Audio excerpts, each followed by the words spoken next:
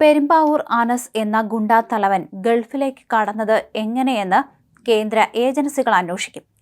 വ്യാജ പാസ്പോർട്ട് ഉപയോഗിച്ചെന്ന ആരോപണത്തെ തുടർന്നാണ് ഇത്തരത്തിൽ കേന്ദ്ര ഏജൻസികൾ ഇത് ഗൗരവത്തോടെ കാണുന്നത്. അനസ് ദുബായിലേക്ക് കടന്നതായി ഗുണ്ടാ നേതാവ് ഔറംഗസേബ് വെളിപ്പെടുത്തിയിരുന്നു. ഇന്റർപോളിനെ വിവരം അറിയിക്കും. അനസിനെ കണ്ടെത്തി എത്രയും വേഗം എങ്ങനെയാണ് ദുബായിൽ എത്തിയതെന്ന് കണ്ടെത്തും.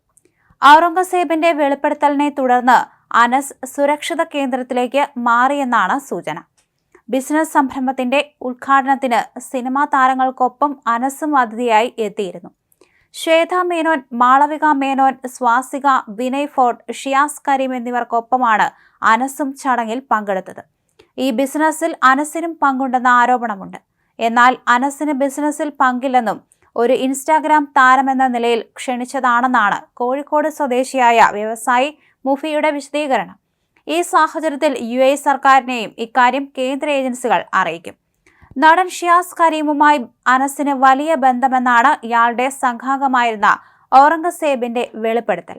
നിരവധി ക്രിമിനൽ കേസിൽപ്പെട്ട് കേരളത്തിൽ നിന്ന് മുങ്ങിയ പെരുമ്പാവൂർ അനസ് ദുബായിൽ നിന്ന് സ്വർണ്ണക്കടത്തിന് ലക്ഷ്യമിടുന്നതായും സൂചനയുണ്ട്. എന്നാൽ ആരോപണങ്ങൾ ഷിയാസ് കരീം നിഷേധിക്കുന്നു. അനസിനെ അറിയാമെന്നും അത് പെരുമ്പാവൂരുകാരനാണെന്ന നിലയിലാണെന്നും പറയുന്നു. ഈ സാഹചര്യത്തിൽ ഷിയാസ് കരീമിൽ നിന്നും കേന്ദ്ര ഏജൻസികൾ വിവരം തേടിയേക്കും. പെരുമ്പാവൂരിലെ റെഡിമെയ്ഡ് ഷോപ്പിലെ സെയിൽസ്മാൻ എന്ന നിലയിൽ നിന്നാണ് വലിയ ഗുണ്ടാ നേതാവായി അനസ് മാറിയത്. കളമശ്ശേരി ബസ് കത്തിക്കൽ കേസിലെ പ്രതികളുമായി ബന്ധമുണ്ടെന്ന സംശയത്തിന്റെ പേരിൽ ജയിലിലായതോടെയാണ് അനസിന്റെ ജീവിതം മാറിമറിഞ്ഞത്. ജയിലിൽ നിന്ന് അനസ് നേരെ ഇറങ്ങിയത് ഗുണ്ടാ പ്രവർത്തനത്തിലേക്കാണ്. കേരളത്തിന് പുറത്തും അനസിന് വേരുകളുണ്ട്. രവി പൂജാരിയുടെ സംഘവുമായി ബന്ധമുണ്ടെന്നും ആരോപണമുണ്ട്. ഇത്തരത്തിലൊരു വ്യക്തിയാണ് ഗൾഫിലേക്ക് കടന്നത്. ഇത് സുരക്ഷാ സംവിധാനങ്ങളുടെ വീഴ്ചയായി കേന്ദ്ര ഏജൻസികൾ വിലയിരുത്തുന്നു.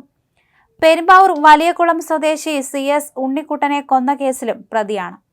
തനിക്കെതിരെ പോലീസിന്റെ ഇൻഫോമറായി പ്രവർത്തിക്കുന്നതെന്ന് സംശയം വന്നു. അയാളെ പിന്നീട് മംഗളൂരുവിൽ കൊല്ലപ്പെട്ട നിലയിൽ കണ്ടെത്തി. ഈ കേസിൽ അനസ് ഏതാനും മാസങ്ങൾ മാത്രമാണ് ജയിലിൽ കിടന്നത്. കൊലപാതകം, സ്ത്രീയെ ഉൾപ്പെടെ തട്ടിക്കൊണ്ടുപോവൽ, ആയുധം കൈവശം വയ്ക്കൽ തുടങ്ങി 11 കേസുകൾ നെടുംതോട് കരയിൽ പാലക്കൽ വീട്ടിൽ അൻസീർ എന്ന അനസിന്റെ പേരിലുണ്ട്. ഗുണ്ട ആക്ട് പ്രകാരവും ജയിൽ ശിക്ഷ അനുഭവിച്ചിട്ടുണ്ട്. ഇതെല്ലാം ഇന്റർപോളിനെ അറിയിക്കും. എന്തും ചെയ്യാൻ തയ്യാറായി നിൽക്കുന്നവരെയാണ് അനസ് ഉൾപ്പെടെയുള്ള കൊട്ടേഷൻ സംഘാംഗങ്ങൾ കൂടെ കൂട്ടുന്നത്. എല്ലാവരും ക്രിമിനൽ കേസുകളിലെ പ്രതികൾ തന്നെ.